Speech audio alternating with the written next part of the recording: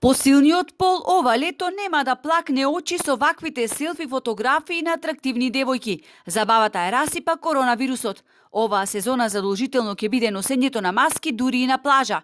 Од Охридскиот центар за јавно здравје информираат дека наскоро ќе бидат пропишани соодветни процедури кои ќе мора да ги почитуваат оние кои стопанисуваат со крајбрежјето.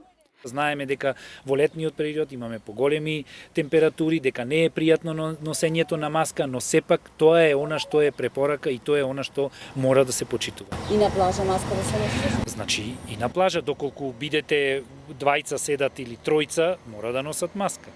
Значи, заштитната маска е задолжителна и секој според можностите да не импровизира, туку според можностите и според капацитетите, така и да се насочува кон отворање или неотворање на капалиштето.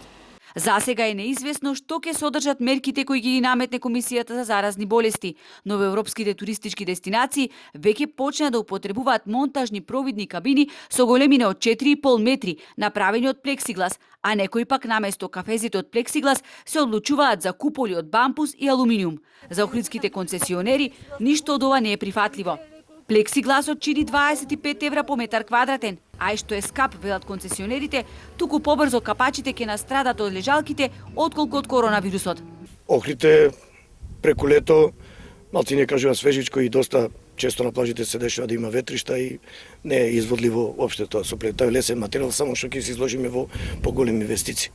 Јас мислам дека никој нема да ги исполни тие критериуми, затоа што не е исплатливо е, а влегуваме во голем трошак. Ние до скоро, до години веќе ги имаме вложено парите, не можеме да ги ставиме, не се намерно нов трошак. Едно само ви кажам, лежалките, дезинфекција и ништо повеќе, социјална раздалеченост и тоа. Концесионерите свесни дека договорите за стопанисување им се одамна истечени, притискаат час поскоро да им се продолжат истите. Прво што треба да се направи во Охридте, да се направи договор, продолжување на работа на плажите со сите досегашни концесионери. Да се ревидира цената во овие услови на криза, ако може и да се намали, ако може и да не се плаќа за оваа година, и капалиштата да се затвараат до 20 часот. Значи да има капалишта, да нема ресторани, да нема дискотеки. Ние го изгубиме кобред Охридски плажи. Охридските плажи веќе не се плажи. Ако плажите се остават без концесионер, куќето стопанот не ќе си го знае, велат концесионерите, дури тогаш на плажите ќе владее хаос.